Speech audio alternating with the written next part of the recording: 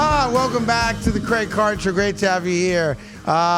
We were debating during the break even more about Shedeur Sanders. What a great offense. So the Cleveland Browns have 8 points.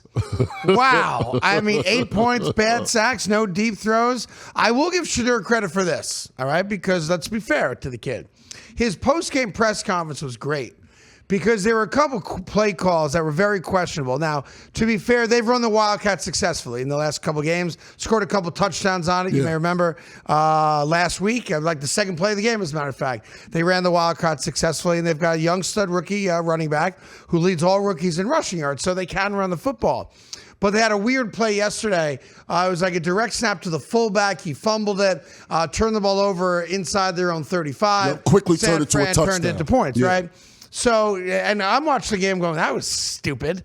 But they asked Shedeur about it after the game, and this was a chance for Shedeur to be immature. This was a chance for Shedeur to be somewhat arrogant and cocky and to throw his head coach under the bus. So let's also be positive.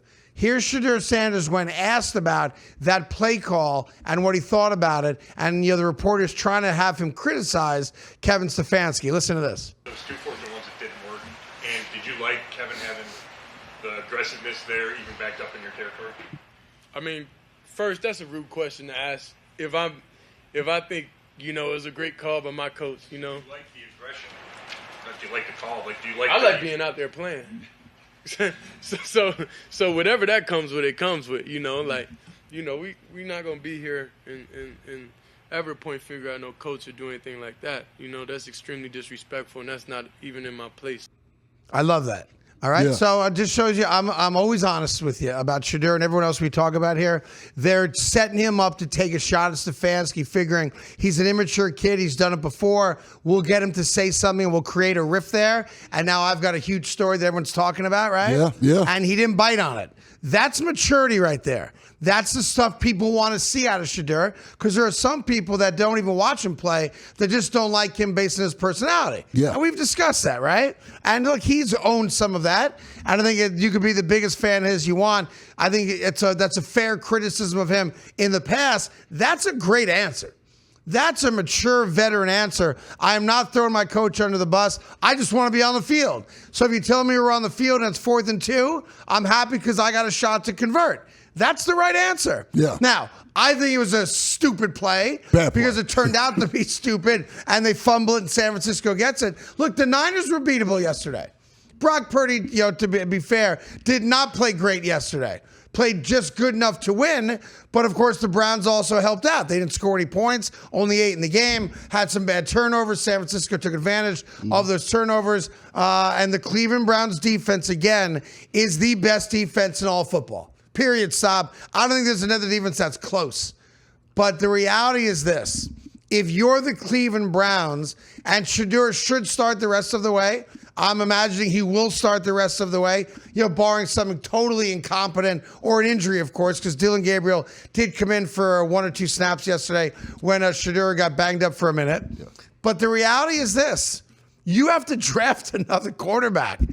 Right? If this is what we're going to get out of Shedeur over the final month, he might be a guy that you recognize. He's a project. He's got some, God-given talent, but he's legitimately a project. Good guy to have as a second-string quarterback behind a legitimate veteran.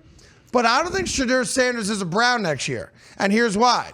If we agree that the Cleveland Browns have to go out and draft yet another quarterback, and this, by all accounts, is a quarterback-heavy draft coming up, well, then you've got to go draft another quarterback, and they're going to be drafting most likely top 5 overall, right? You cannot go through another season when you have 3 inexperienced quarterbacks on your roster. It's why they got Flacco originally. You want a veteran presence. You want a guy to start a couple games while your rookie or second-year quarterback gets to a point where you trust him to go in and play.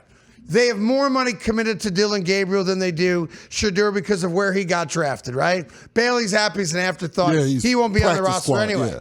The Cleveland Browns cannot go into next year with their 3 quarterbacks being Dillon Gabriel, Shedeur Sanders, and whomever they pick in the first round in April's draft. They can't do it. So they've got to get rid of Dillon Gabriel and or Shedeur Sanders. Because the new kid they draft, that's the guy they view as their franchise quarterback. That's not making anything up. That's just the way the business is.